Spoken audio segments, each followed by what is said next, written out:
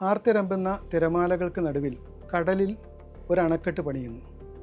ആ അണക്കെട്ട് പണി പൂർത്തിയാവുമ്പോൾ ലോകത്തിലെ തന്നെ ഏറ്റവും വലിയ ശുദ്ധജല തടാകമായി മാറുന്നു. കേൾക്കുമ്പോൾ നിറം പിടിപ്പിച്ച ഒരു ഭാവനാസൃഷ്ടി എന്ന് തോന്നാം.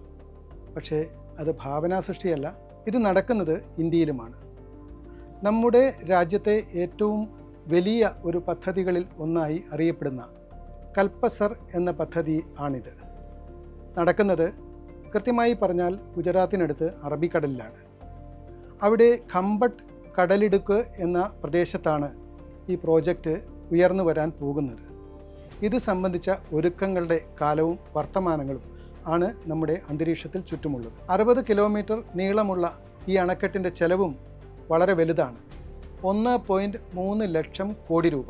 എന്താണ് കൽപ്പസാർ പ്രോജക്റ്റ് അഥവാ ആ പേരിൻ്റെ അർത്ഥം എന്താണ്? കൽപ്പസാർ എന്ന വാക്ക് ഉണ്ടായിരിക്കുന്നത് 2 പദങ്ങൾ കൊണ്ടാണ്. ഒന്ന് കൽപ്പവൃക്ഷം, മറ്റൊന്ന് സരോവരം. കൽപ്പവൃക്ഷം എന്ന് പറഞ്ഞാൽ ഹിന്ദു പുരാണത്തിൽ അഭീഷ്ടങ്ങളെല്ലാം സാധിച്ചു തരുന്ന ഒരു വിശുദ്ധമായ വൃക്ഷത്തിൻ്റെ പേരാണ്. സരോവരം നമുക്കറിയാവുന്നതുപോലെ തടാകവും. ഈ 2 പേരുകൾ ചേർന്നാണ് കൽപ്പസാർ എന്ന പദത്തിൻ്റെ ഉത്ഭവം.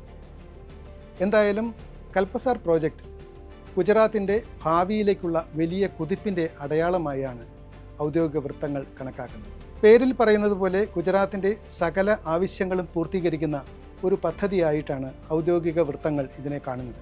ജനങ്ങളുടെ കുടിവെള്ളം, ജലസേചനം, വൈദ്യുതി ആവശ്യം, ഗതാഗതം എന്നിങ്ങനെ സമസ്ത മേഖലകളെയും വളരെ പുരോഗതിയിലേക്ക് കൊണ്ടുപോകുന്ന ഒരു പ്രോജക്റ്റായിട്ടാണ് കൽപ്പസാർ കണക്കാക്കപ്പെടുന്നത്. ഈ ബൃഹത്തായ പദ്ധതിയുടെ പ്രധാനപ്പെട്ട ലക്ഷ്യം സൗരാഷ്ട്ര മേഖലയിലെ വരൾച്ചയ്ക്കുള്ള പരിഹാരമാണ്. സൗരാഷ്ട്ര മേഖലയിലെ 9 ജില്ലകളിലായി 25 ലക്ഷം ഏക്കർ ഭൂമിയിലെ വരൾച്ചയ്ക്കുള്ള പരിഹാരമായാണ് ഈ പദ്ധതി വിഭാവനം ചെയ്തത്. വരൾച്ച മാത്രമല്ല, ആ പ്രദേശങ്ങളിലെ വീടുകളിലേക്ക് കുടിവെള്ളവും ആവശ്യത്തിന് എത്തും.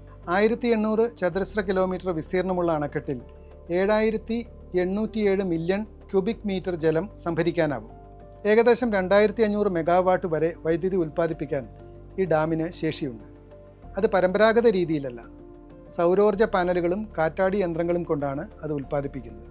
ഡാമിൻ്റെ മുകളിൽ ഒരു കൂറ്റൻ ഹൈവേയും വിഭാവനം ചെയ്തിട്ടുണ്ട്. 16 വരി ദേശീയ പാതയ്ക്കൊപ്പം ഒരു റെയിൽവേ ലൈനും ഉണ്ടാകും. ഇത് വരുന്നതോടുകൂടി സൗരാഷ്ട്രയിലെ ഭവനഗറിനെയും ദക്ഷിണ ഗുജറാത്തിലെ ഭറൂച്ചിനെയും ബന്ധിപ്പിക്കുന്ന ഒരു എളുപ്പപാതയായി ഇത് മാറും.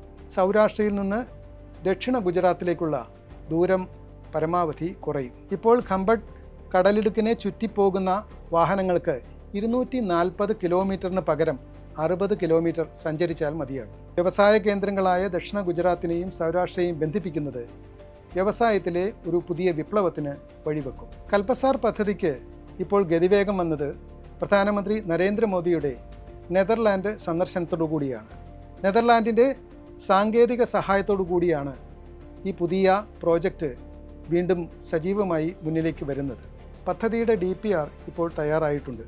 ഇതിൻ്റെ സാമൂഹിക ആഘാത പഠനം, ആവാസ വ്യവസ്ഥാ പഠനം എന്നിവയും പൂർത്തിയായിട്ടുണ്ട്. പരിസ്ഥിതിയെ സംബന്ധിക്കുന്ന പഠനങ്ങളാണ് ഇപ്പോൾ നടന്നു വരുന്നത്. സൗരാഷ്ട്ര മേഖലയിലെ വരൾച്ചയ്ക്ക് പരിഹാരമായി കൽപ്പസാർ എന്ന പദ്ധതി ഉയർന്നു വന്നത് ഏതാണ്ട് അരനൂറ്റാണ്ടിന് മുൻപാണ്. കൃത്യമായി പറഞ്ഞാൽ 1975 ഈ ആശയം പൊതുമണ്ഡലത്തിൽ വരുന്നത്. അതിനുശേഷം അതുമായി ബന്ധപ്പെട്ട പഠനങ്ങളും ഗവേഷണങ്ങളും വിലയിരുത്തലുകളുമെല്ലാം കാലാകാലങ്ങളിൽ നടന്നു. പക്ഷേ അതൊന്നും നടപ്പായില്ല. അതിന് തടസ്സമായി പ്രധാനമായും നിന്നത് അതിൻ്റെ ഭീമമായ ചെലവാണ്. രണ്ടാമത്, സാങ്കേതികമായി പ്രായോഗികമായി അത് നടപ്പാക്കാൻ കഴിയുമോ ഈ കടലിൽ എന്ന ഒരു ചോദ്യമാണ്. സാങ്കേതികതയുടെയും എഞ്ചിനീയറിങ്ങിൻ്റെയും പുതിയ കാലത്ത് എന്തായാലും ആ പദ്ധതി നടപ്പാക്കാൻ ഉള്ള ഒരുക്കങ്ങൾ അവസാന ഘട്ടത്തിൽ എത്തി നിൽക്കുകയാണ്. സാങ്കേതിക മികവിൻ്റെ പുതിയ കാലത്ത് കൽപ്പസാർ നടപ്പിലാവുമ്പോൾ തീർച്ചയായും അത് ഇന്ത്യയുടെ ഒരു സ്വപ്ന പദ്ധതിയായി മാറും എന്ന കാര്യത്തിൽ സംശയമില്ല.